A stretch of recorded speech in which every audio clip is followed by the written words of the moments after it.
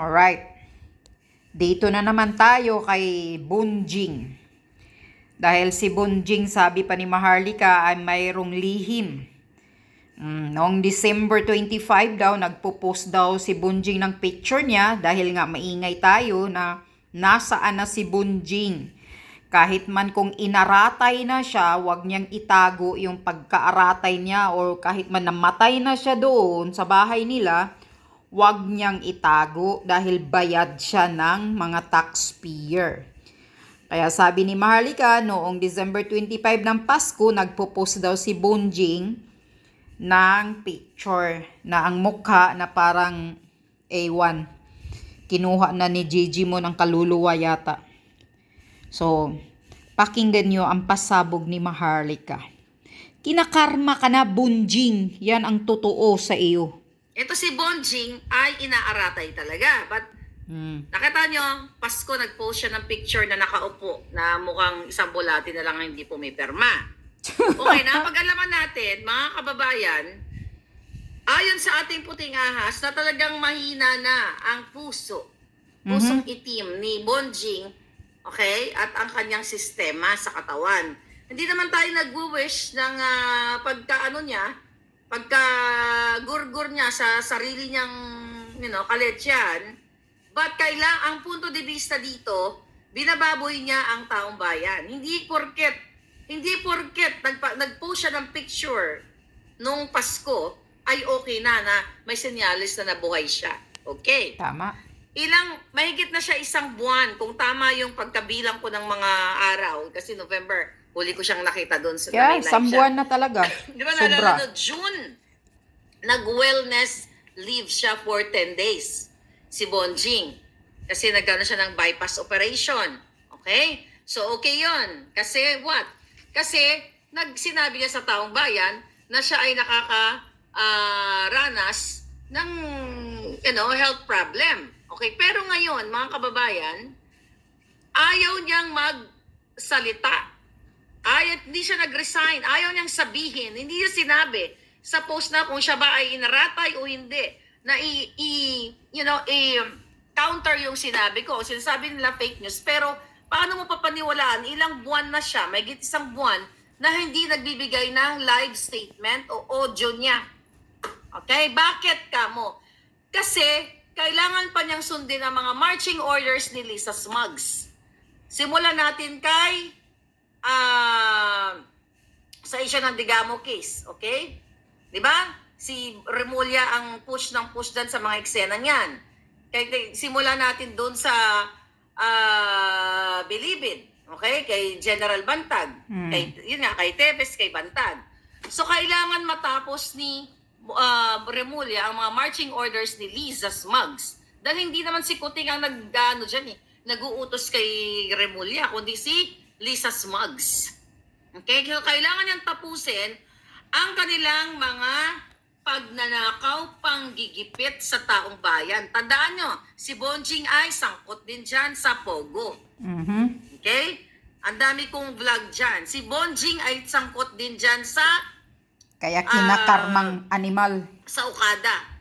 Si Bunjing ay sangkot sa mga karumal-dumal o mga ginagawang kaletsyahan ni Lisa Smugs na panggigipit. Kaya hindi nila masabi sa taong bayan na resign na siya ay may sakit.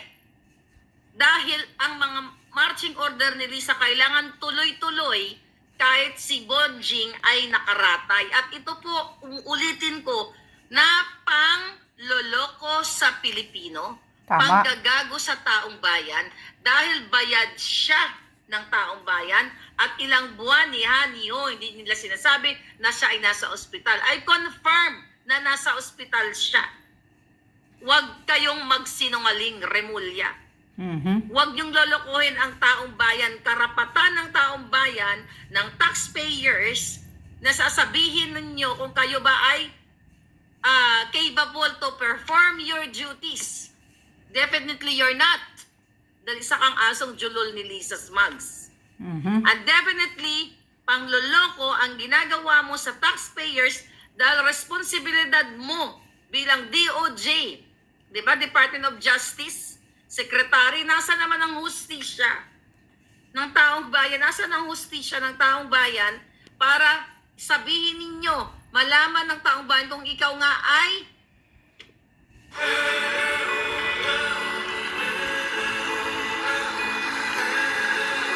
sabihin ninyo, malaman ng taong bayan kung ikaw nga ay what?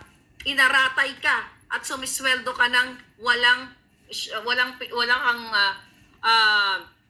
hindi ka nagpapakita sa taong bayan. Kaya nga. At ang dami kong puting ahas na nag-confirm nito. So, ang nakikita ko dyan, ito lang ang sasabihin ko sa iyo, Bonjing. Ano ang mas mahalaga? Ang perang kakamkamin mo sa ngalan ng kawalang hiyaan at paggagago sa taong bayan? Okay? Ang taong bayan? O yung health mo? Diba? Ano ang lihim sa iyong pagkawala ng more than a month or, ng matagal na panahon? Ano ang lihim na ginagawa mo na nakaratay ka sa banig? Nakaratay, inaratay, tatandaan mo. Mga palangga, di ba? Ito nga, kakarmahin kayo sa lahat ng kawalang hiyaan nyo sa taong bayan. Diba? So, hindi nyo kaya. Diba? Kung kaya nyong manipulahin ang pera ng bayan, magbayad kayo ng mga taong mga haras sa amin, hindi nyo kayang bayaran si kamatayan kapag kinuha na kayo. Right? Hindi natin lahat kayang bayaran. Actually, hindi mo kayang bayaran ang karma kapag kinakarma na nga kayo eh. Sa lahat, hindi mo kayang pigilin kung gugurgurin ka. Okay? Gugurgurin ka na ng tadhana. Lahat tayo, hindi natin kayang pigilin yan. Pero yung pangloloko mo sa taong bayan at sumusweldo ka sa pera ng bayan at tuloy-tuloy ang marching order ni Lisa, well, definitely kung nakaratay ka, hindi ikaw ang nagpa-function as DOJ Secretary. Kung etong hayop na smugs, dahil siya lahat. Imagine nyo, dyan sa gobyerno, kayo sa PNP, dahil marami tayong mga kaibigan matitino naman. Okay, may natitira pa, marami-rami. PNP, AFP, alam ninyo, sa buong lahat kayo dyan, huwag kayo magbang-maangan. You know that. Na ang nagpapatakbo sa inyo ay hindi naman talaga yung PNP chief nyo. Kung anong inuutos ni Lisa Smugs, di ba? Ang iba sa inyo ginigipit. Tinatapon kung saan-saan. Di ba? Tinatamnan din kayo ng mga kaso, di ba? Oh, alam ninyo kung sino ang Jejimon na nag-uutos dito. Walang iba kundi isa lang ang pangalan. Babaeng ahas, si Lisa Smugs. Kaya galit na galit ang hinayupak na yan. Hinahamon ko yung kasuhan niya ako. Sige nga, yung buha ka ng inang yan. Yung hayop na yan, gigipitin kayong lahat. Lahat ng mag-oppose sa kanya, pwede kayong gurgurin. Yan ang ginagawa niya. Tatahimik-tahimik lang niyang, kunyari, nag-iinarte dyan.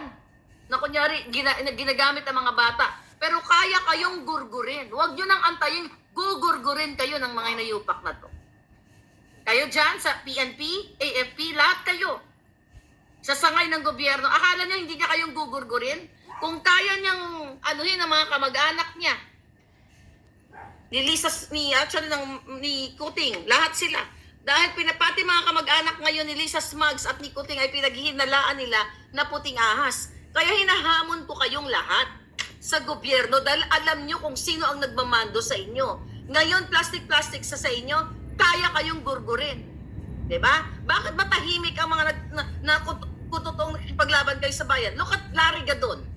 Diba? Dating ingay-ingay niyan. Babal, bobo. Di mo tahimik. Alam niya mismo kung anong nangyayari. Tahimik. Diba? Asan ba yung ibang maiingay noon na para sa bayan? Kasi takot sila kay Lisa Smugs na gugurgurin ang karir nila.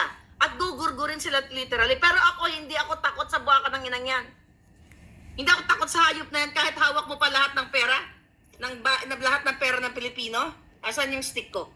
Kahit hawak mo pa, hindi ako takot. Hindi ko makita yung stick ko dahil naglilipit kami. Okay? Palangga. Alam mo, takot ako sa'yo, Lisa Smugs. Kahit ubusin mo pera ng bayan, hindi kita tatantanan. Dahil darating ang araw, ilulubog ka namin sa Kumunoy. Tandaan mo. Diba? Kahit ano pang paggapang mo ngayon, pangaharas mo sa mga tao dyan sa Pilipinas, pagtatanim mo ng kasong hinayupak ka, at pananahimik ng mainstream media dahil takot sila sa'yo. Dahil maapektuhan ang kanilang mga negosyo. Ako, hindi ako takot sa'yo. Walang mawawala sa akin, buha ka ng Ginemes ka. Ikaw, ilulubog ka namin sa Kumunoy. Ayop ka. Okay, kitams nyo. Yan. Talagang mahina na daw ang puso ni Bonjing Remulla. Kaya Bonjing Remulla, wag ka nang magpa-uto-uto kay Lisa Smugs, mag-resign ka na. Kung hindi ka na makatayo dyan sa inaratay mong kama o sa banig, mag-resign ka na, Remulla. Wag mo nang panghinayangan ang pera dahil hindi pera mo yan. Pera ng mga taxpayer. Wag ka nang magpagago, Remulla, dahil kinakarma ka na. Karma, Remulla, sa ginagawa mo kay TV, sa ginagawa mo kay General Bantags, ha? Ginawa mo kay General Bantag, puro kasinungalingan ang mga pagkukutsaba ninyo ng alipuris mo na sino yan, ang hinayupak na yan na nasa bilibid ngayon, appointed mo. Yan ang karma. Sana nga pumikit ka na ng tuluyan, Remulla.